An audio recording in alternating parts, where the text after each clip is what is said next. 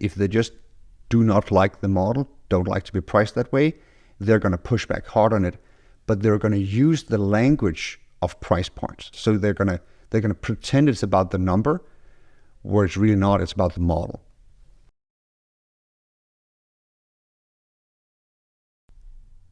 Hey guys, so I want to walk you through how to validate pricing before you launch it. And it's just one of the most important and underestimated parts of a pricing process. And it generates a lot of value. So I want to walk you through how I do it for my clients. And sort of, I have a certain method to run these interviews. And I just want to show you the template I use. I actually send it to my clients, just to like walk you through it sort of very basically, and try to tell you sort of why the different parts matter. So this is just like the overall process, like where validation fits in. So essentially, validation is sort of the piece that you do between having designed a new pricing model and before you test it in sales. So you're gonna okay, we have something, we like how it looks on the whiteboard, we like all the spreadsheets we've done. Now let's go and actually show it to someone to get their feedback, and then if they also like it, then we can launch it in sales. Okay, so that's what we're doing here. And very basically, the process looks something like this. And this is for B2B SaaS. So this is where it doesn't work with B2C because they just care less, and interviews are, they're going to give you a little bit more random feedback. But if it's something that where you have an ACV, so an annual contract value of at least 10K, I'd say, you can actually get people to sit down with you for 30, 45 minutes. And what I would do is I would reach out to 5 to 10 customers. You can do existing customers, you can do like friends and family if you know someone in the industry, or you can even do prospects if you know them well. But the argument has to be something like, hey, we're redesigning the way that we're bringing our product to market, and we really would like it to be a no-brainer. So would you care to give us like 30, 45 minutes of your time? We will then show you. It's not going to be a sales call, but we just want enough feedback so we can go back and create an offer or proposition that would just be a no-brainer for you when we're actually ready to launch, right? So that's the framework. No sale, just feedback. That said, get your salespeople to actually run the interviews, because running the interview is going to be really good practice in actually, let's say, narrating the product and showing to them. So you create what I call a product in PowerPoint. And I'm just going to walk you through the PowerPoint, the slide deck template that I use, and sort of walk you through why it works. So the first slide basically is the front page, right? So that's just the front page. So like, hello, we're, whatever AI or whatever your software is named, and that's it. Okay, easy peasy, conversation starter. Did everybody get coffee? Or if you're in a Zoom call, this actually works online as well. So you just like, okay, we're kick off, right?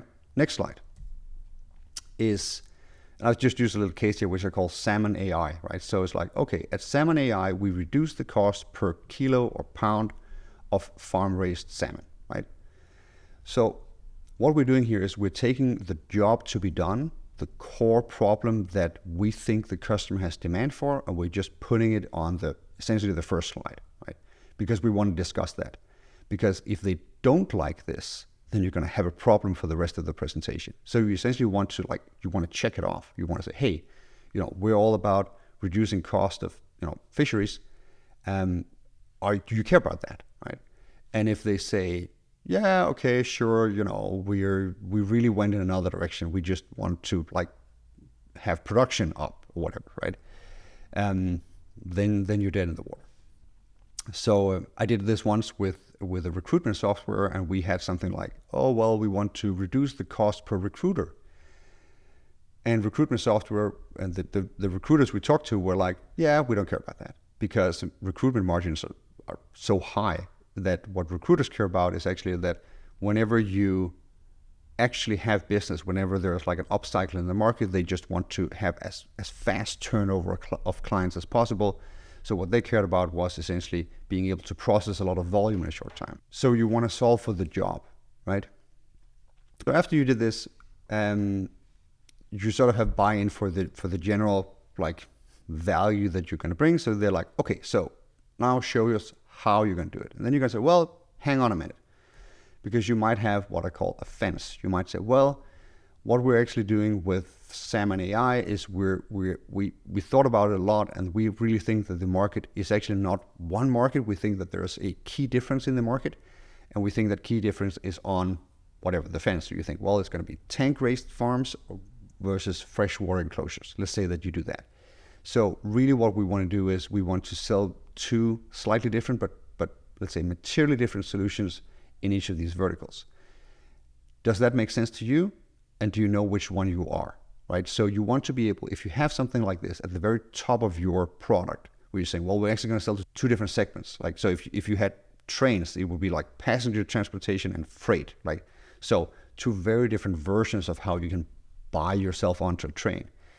Then you want to be able to know if it makes sense to the customers, if they can self-select, like they know which one they are, and just if they think it's fair. Like, so if, let's say, the tank-raised farms were like, oh, I think it's totally unfair, I would want the same model as the freshwater, then you have a problem, right? But so you just clear it off. You say, hey, here we have the model now divides like a road that splits into two, and you know which road to take. And they have to like very clearly self-select and not have a problem with it. Okay, great. Next step.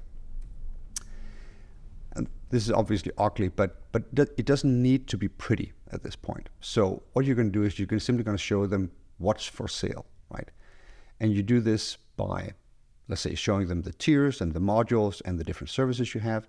And then you're going to show them the high-level features. And that's what we have here. So we have, these are the packages. Then we have the features in here. Then we have, let's say, the core outcome of each package is here at the top. So first we have reduced feed cost, then we have reduced total salmon lifecycle cost, and then we have multi-farm networks. And then we have some features. We have some coming soon because you might as well sell the roadmap. And then we have some add-ons down here. And look, the important thing here is that you just want to talk about the product packaging. So you don't want to talk about the money at all. So what we're doing is we're simply just putting in like $1 sign, $2 signs, $3 signs, just signifying that, well, this is more expensive than this one, right? But we're not saying, how we charge. We're not saying how much we charge. We're not saying any of that, because we don't want that to be the discussion right now. We want to say, well, you agreed that, you agreed about the job that we had up here, reduce the cost per kilo of a pound of farm-raised salmon. Do you think this is a good way to do it? And that's essentially what we're asking here. So two key questions: clarity and demand. Clarity being, do they understand what you're doing? Do they understand what they could buy in each of these? And two, do they have demand for any one of them, right? So the customer would usually ask a lot of technical questions. They would go through, and then if they have a hard time understanding, that's a clarity issue. But if they can understand it, then you need to also sort of move it to the demand point where you say, well, would it be clear for you which, if any of these, you would select to solve your use case? And usually they would have to be pretty concrete and say, yeah, sure, we would probably start with basic salmon, to be honest, because, that's where we are, but we could definitely see ourselves in advanced salmon later, let's say. And we wouldn't care for the premium support, but the feed add-on you talked about, that sounds really interesting, right? Something like that. So it's just to say that they can connect to the product, they would actually want to buy it. If they at this point talk about price and say, yeah, but it all depends on price, just assume the price is fair. Because with that language, they can put it to the side. They can just say, okay, but if I don't like the price, then I'm just going to decide that it's unfair and not buy it, right? So I'm not on the hook for anything. But of course, also, I'm not getting it for free. So I know that I have to pay. So that works, at least for me, and as really good language to just get them past this point. Then you can show them the next thing. And the next thing is that you now, same slide, more or less, use the same slide, but then add the pricing model, right? So you're still not telling them how much it costs, but you're telling them how you're going to charge for it. So you're going to say, here in the example, you're going to pay, we're going to pay an onboarding fee. So now you know that. Then you're going to pay a flat fee, and then you're going to pay a price per salmon. And again, you're going to use the $1, $2, or $3 signs here to just have a higher price per salmon. Okay. And then, same with the add-ons, you just walk through it. And then you can have a discussion with your customer about the pricing model. But again, you can just say, well, just assume the price points are fair. Like assume that the price per salmon actually works out for you. We'll get to that in a second. But just right now, I want to understand if you would know how to calculate the price, if you think it's a good fit for your business model, and so forth. So, and you can ask questions like, do you know where in the budget you'd pull this? Can you predict it? Do you think it's reasonable? And so on. Have a discussion, because if they don't like the pricing model, they are not going to like the price point, right? So if you charge them whatever percentage of revenue or something, and they would just hate that, then it doesn't matter if that percentage is 1, 2, or 10%, because they just hate the model, right? And you might say, well, but 1% is really like not a lot of money, and it's much cheaper than this other software that prices you per salmon. Actually doesn't matter for customers, because if they just do not like the model, don't like to be priced that way, they're going to push back hard on it, but they're going to use the language of price points. They're going to say, well, it's totally like unfair, unpredictable. It could be like billions of dollars. So they're going to pretend it's about the number, where it's really not. It's about the model. So that's why you want to very specifically discuss the model and get like sign off, right? And the important thing to notice is that all the way through this presentation up until this point, you are totally aligned with the customer, right? So, here, like we reduce the cost, like we should be aligned. Like we really want something that you really want, right? So, okay, here, like, does this make total sense to you? If there's any kind of friction, we probably want to fix that because it's in our mutual best interest. Here, product, do you really like the product? Do you understand it? Do you have demand? If you don't, then we have a problem, right? So we're also in the same boat. And here for the model, same thing, right? If you hate the model, it's not going to work out for either of us. So you actually want very specifically to have like buy-in on the model. At the very end, you can then show them the actual price and say, hey, okay, I didn't have a price for the onboarding here, but you can put that in, right? But you can say, okay, so the basic salmon is whatever, 1K per month, and then it's $1 per salmon per month. It's probably way too much, but you get the point. And that also means that at this point, you just narrate, say, okay, so the onboarding fee is going to be based on time and material. Then we're going to charge you 1K per month, and then we're going to charge you $1 per salmon. And the salmon definition, as we just discussed before in the previous slide, is going to be XYZ. So that's the pricing. Then you shut up and you wait.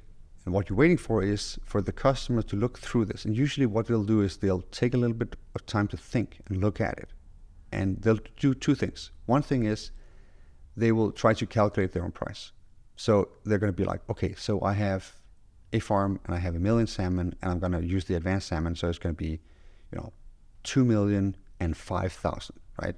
But I also want the premium support. So there's going to be 2,010,000. But I also want the freshwater add-on. So it's going to be, wow, okay. So that's 1 million salmon times $3. So it's $3,011,000. So they're going to do that math, right? If that math is too hard to do, you have a problem. Or you can simply pre-calculate it for them. Like you can just have the next slide with their math on it. So like, oh, I thought that you might want to know this. So I calculated the thing for you. So you can just show them, right? But that's because that's the first step. Before they have calculated their own price, you're not going to get any further. But then they also do something else. And that is that they then take that number, like whatever, 3 million in this case. And then they find something to compare it to in order to evaluate whether it's high or low, right? So they're going to be like, okay, so 3 million for the thing is going to be, let's say, 100% of my revenue, because I'm not, salmon aren't that expensive. So if you're charging me, $3 per salmon per month, then, I'm out of business. So they're going to do that. And then, but the comparison is the important part. Or they might say, okay, so we actually only have a software budget for 50K. So that's like way above that. Or they might say something like, okay, but with what you told me, we can actually save $10 per salmon per month. So actually the $3 per salmon that you're charging is way less, right? So compared to the value that I'm getting, it's super cheap. The thing is, no price is high or low in itself. Like $1,000 is, I should say, $1,000 is a lot for a hot dog, but not a lot for a house, right? So it really depends on what that number is being compared to. And you're listening for that because the customer will itself, partly sort of moved by your marketing and everything that comes before that in this presentation, select something to compare it to. Maybe they're going to argue a little bit with themselves, but this something, that's your competition. Like in reality, that's your competition. That's what's going to create the most friction in the sale. And if they're already comparing it to the value or the money that they're going to save or something else, you're probably in business, right? But if they're comparing it to like their existing budget, this other software they're buying, or some other, like say, BS number that they're going to pull in, people can pull in really random things here, then you have to handle this in the sale, and you don't have to handle this perhaps also in the marketing, right? So, but now you know. So what you're looking for here is at least let's say, a consent to talk in the future. Like, okay, so maybe we think it's a little high, but we'll definitely talk. Or even better, like a total no-brainer. They're like, okay, if that's the price, I'm definitely going to buy, right? This sounds like a really good deal. When can you have it done, right? So those are pretty much the two options. So one is, you're going to have to negotiate a little bit, but you can probably land something in this neighborhood. And the other is, oh, this is great, and I might even be able to raise prices, right? If they say, I totally get it, I really like your model, but these prices we just cannot buy, then you're priced too high. But now you know that it's because of the price point. It's not because of the model. It's not because of the packaging. It's not because of your USP or the job that you actually set out to solve for the customer. All that is good because you checked it. And now it's only the price point. So you know where to fix something. And that's really sort of the key value here. So the last thing that I add is just what I call FAQ slides. So it's just if you foresee weird questions. So it would be something like a question like, oh, I have multiple farms. Can I have like the basic salmon on one farm and the advanced salmon on others? You just need to think through that. And if you have an answer, just put it in there. So it says, yes, that's definitely how it works. But then that also means that the flat fee is actually a location-based fee, blah, blah, whatever, right? So you just put in, you can have like a dozen or 10 dozen of these FAQ slides where you don't want to go through all of this in the presentation. You only want to cover it if the question comes up, right? So that have that at the end of the presentation. But very generally, you can see that is like, you start at a very high level. You're like, this is what we're going to solve. This is who we're solving it for. This is how we're going to solve it. This is the pricing model. And this then finally is the price point, how much we're going to charge. And then you're trying to sort of get their buy-in or their feedback. Each are good, right? On each specific step. And if you ever hit like a wall, then you know exactly where to fix it before you move on. And the key here is that the sequence matters a lot, right? You can't show them the price point first and then try to show them the packaging, because just trust me, it's not going to work. They have to know sort of what they're buying, how they're buying, what the use case is, how you're thinking about monetizing it, and then finally how much it is. And that order is important in order to get the feedback in the right way. So that's how I run my validation projects. Again, it's design, then validation, and then sales test. I have never seen a product that has gone through sort of 5 to 10 interviews where customers like it.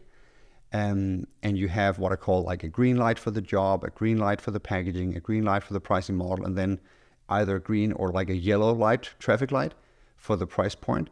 I've never seen a product like that actually fail when you then move it to a sales test, because this way of gathering feedback is so powerful in that it will really give you usable feedback that you can take and use it to change something so that it actually works. So you don't need to run like 50 interviews. Just run like a handful. And if you have a fence like tank raised and freshwater, like run run 5 interviews in each or 10 interviews in each, but that's about it. You will very quickly start to hear people saying the same thing, right? So there's going to be a clear pattern in how your customers approach or think about your model, which is good, right? Because that's where your scalability comes from. That's when you know that you can start narrating it in the same way and selling it very consistently. So good validation is what really takes your design and makes it like actually work with your market, so that you don't have to find out in the sales test, which is like slow, expensive, risky, all these things. So it's like a huge de-risk factor and a huge value increase, because only like a few tweaks at the right time here can really mean a lot when you actually go and launch your new pricing. So as I said, I've used it dozens and dozens of times since I developed it, and it really works. It's one of the like silver bullets that I have in my client projects, and I just wanted to share it with you guys. So I hope it's useful to you too. Thanks. Hey there. So I create these videos for free so that you can take your great SaaS product and turn it into a great SaaS business.